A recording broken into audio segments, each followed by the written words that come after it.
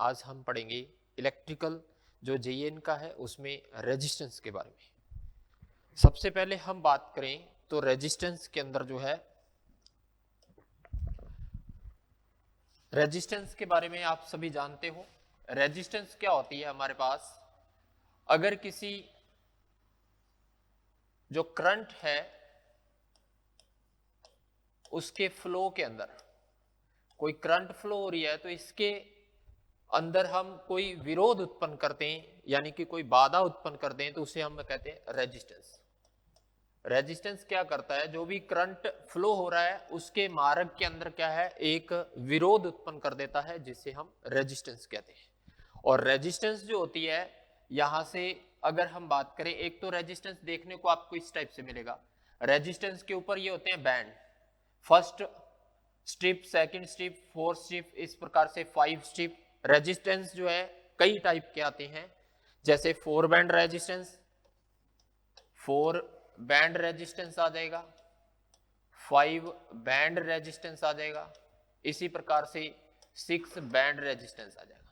4 band resistance वो band है जिसके ऊपर इस प्रकार से 4 स्ट्रिप होंगी, 5 बैंड होगा तो उस पर जो है 5 स्ट्रिप होंगी, 6 बैंड रेजिस्टेंस है तो उस पर 6 बैंड जो है रेजिस्टेंस, उस पर 6 जो है स्ट्रिप होंगी। इन सभी का अलग अलग मतलब होता है, वो सारी चीजें हम आगे देखेंगे। सबसे पहले हम बात करते हैं रेजिस्टेंस जो है हमारे पास, इसके फॉर्मूला की।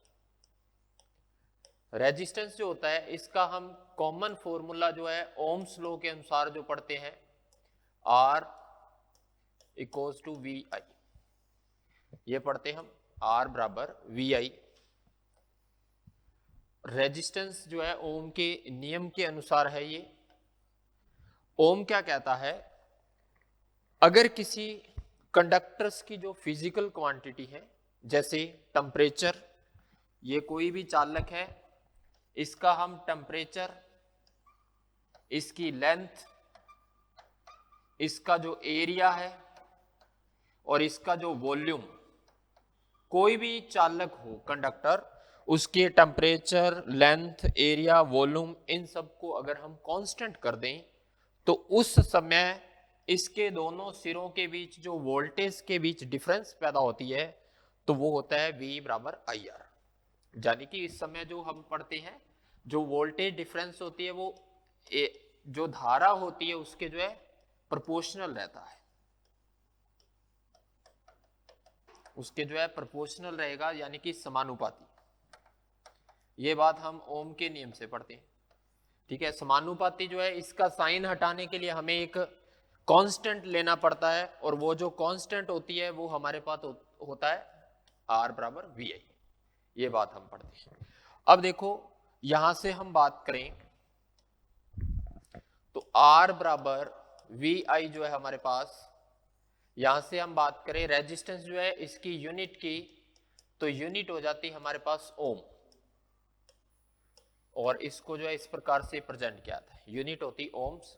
और 1 ओम की जो वैल्यू होती है, 1 ओम की वैल्यू होती है 1 वोल्ट, ये volt upon ampere, 1 volt upon 1 ampere, 1 volt upon 1 ampere.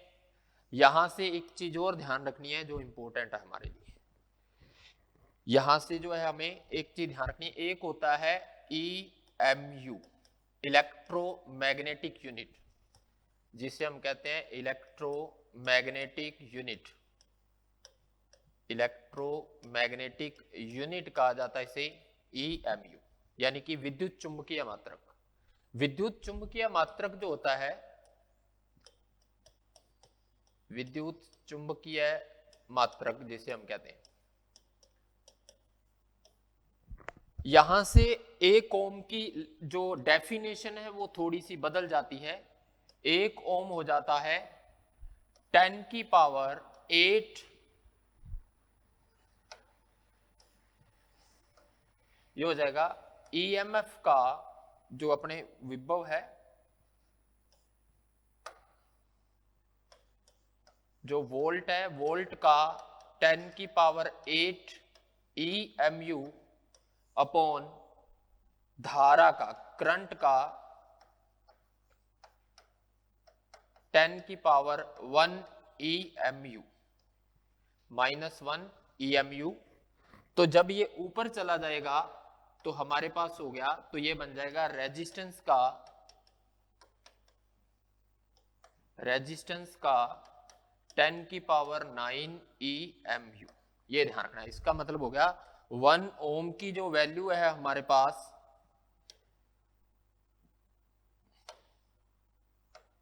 1 ओम की जो वैल्यू हो जाएगी हमारे पास, वो हो जाएगी 10 की पावर 9 EMU के बराबर। ये भी क्वेश्चन पूछा जाता है। 10 की 1 ओम, तो ये भी हो सकता है ऑप्शन में हमारे पास, ये भी पूछ सकता है कि कितने EMU के बराबर जो है 1 ओम की वैल्यू हो सकती है। ये बात ध्यान रखनी। दूसरा, ये 1 ओम की डायरेक्ट डेफिनेशन है, जो ये है, ये रेजिस्टेंस का फॉर्मूला नहीं है, ये सिर्फ हम जो है ओम के नियम के अनुसार देखें तो वो है, ओम का नियम के अनुसार हमें ये मिलता है, लेकिन रेजिस्टेंस का जो एक्चुअल में फॉर्मूला है रेजिस्टेंस का, वो होता है R रो L अपॉन एरिया। ये होता है हमारे पास, रो होती है हमारे पास रेजिस्टिविटी, और L है हमारे पास लेंथ ऑफ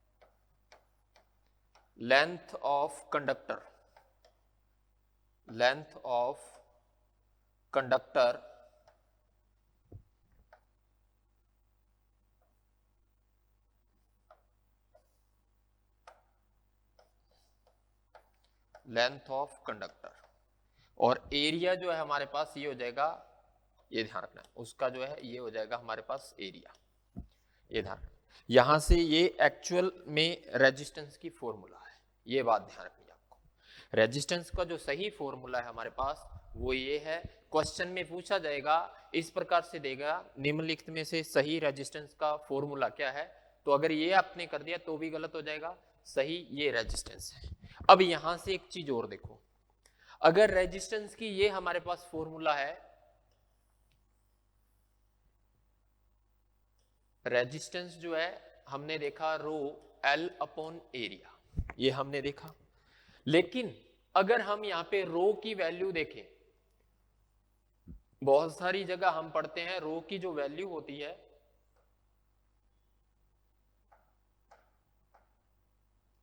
रो की जो वैल्यू होती है, ध्यान रखना, ये एक चीज और मैं आपको बता दूं, जो रो होता है ना हमारे पास, ये होता है M upon N E square टॉ।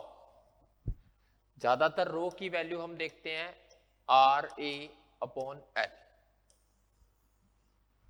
यही देखते हैं। ये भी रेजिस्टिविटी है, प्रतिरोधकता जिसे हम कहते हैं, ये भी प्रतिरोधकता है, रेजिस्टिविटी, ये ध्यान रखना है, रेजिस्टिविटी है ये भी, और ये भी हमारे पास रेजिस्टिविटी है। ये रेजिस्टिविटी कैसे है, M है हमारे पास जो है, उसका मास क्या है, कोई भी कंडक्टर है उसकी हमारे पास द्रव्यमान कितनी है, और N है नंबर ऑफ इलेक्ट्रॉन, जो है वो हमारे पास कितने हैं, नंबर ऑफ इलेक्ट्रॉन। E जो है आपके पास, वो आपको पता ही है, एक इलेक्ट्रॉन पे चार्ज 1.6 इंटू 10 की पावर -19 कूलम। उसके बाद जो ये है आपके पास टॉ, ये होता है श्रांति काल, यानी कि इसे हम कहते हैं एक प्रकार से रिलैक्सेशन टाइम कहते हैं। रिलैक्सेशन टाइम क्या होता है, कोई भी कंडक्टर है उसके अंदर जब टेम्परेचर बढ़ती है तो उसके अंदर जो परमाणु और आयंस हैं उनके बीच टक्कर होती है, उनके बीच जो इंपैक्ट हो रहा है वो इस पे डिपेंड करता है। अगर ये टेम्परेचर से चेंज हो रहा है तो अगर ये बढ़ जाएगा तो इससे भी क्या हो जाएगा, रेजिस्टेंस की वैल्यू चेंज हो जाएगी, क्योंकि परमाणुओं के अंदर जो टक्कर हो रही है उसी को हम कहते हैं उसका शांति काल, रिलैक्सेशन टाइम। तो इसीलिए रो की वैल्यू अगर हम इस फॉर्मूले में रख देते हैं R बराबर रो L अपॉन एरिया, मैंने कहा कि ये हमारे लिए एक्चुअल फॉर्मूला है रेजिस्टेंस का। ऑप्शंस के अंदर इसकी जगह वो क्या लिख सकता है, रो की वैल्यू अगर हम रख देंगे तो हो जाएगा M upon N E square option में ये भी आपको मिल सकता है, ये भी रेजिस्टेंस है हमारे पास होगा, क्योंकि हम ये पढ़ लिया, लेकिन ये भी हो सकता है वहां पे, ये भी पूछ सकता है निम्नलिखित में से कौन सही है कौन गलत है, ये चीज का भी हमें ध्यान रखना है। ये सारी चीजें हम आगे जो है सारी चीजें एक एक डिस्कशन करेंगे।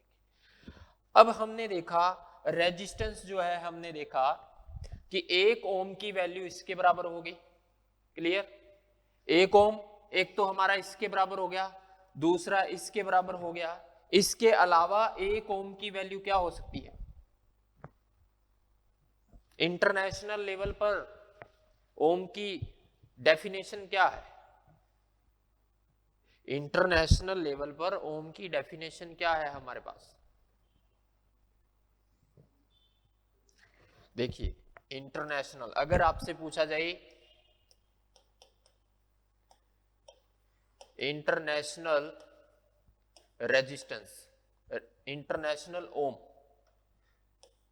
इंटरनेशनल ओम, तो ये होता है 1.0049 एब्सोल्यूट ओम के बराबर, एब्सोल्यूट ओम के बराबर होती है। ये ध्यान रखना है, ये इंटरनेशनल रेजिस्टेंस की लैंग्वेज की हम बात कर रहे हैं। अंतरराष्ट्रीय ओम, यानी कि अंतरराष्ट्रीय जो है ओम की हम बात करें तो एक अंतरराष्ट्रीय ओम जो है वो इसके बराबर है। एब्सोल्यूट का मतलब हो गया निरपेक्ष, ये ध्यान रखना, निरपेक्ष, इसके बराबर हो जाएगी, क्लियर। एक तो इंटरनेशनल लेवल पर यह परिभाषा होगी, दूसरी इंटरनेशनल लेवल पर आपको एक और लैंग्वेज मिलेगी बहुत सारी बुक्स के अंदर। एक अंतरराष्ट्रीय ओम जो है इसकी हम तुलना किससे करते हैं? इसकी तुलना की जाती है पारे के स्तंभ की ऊंचाई, जो पारा होता है उससे भी की जाती है पारे के स्तंभ की ऊंचाई। पारे के स्तंभ की ऊंचाई का मतलब हो गया कॉलम ऑफ Hg, Hg जो है पारा, पारा जो है उसके कॉलम की जो है हाइट, हाइट ऑफ Hg, जो पारे का कॉलम होगा उसकी हाइट कितनी है।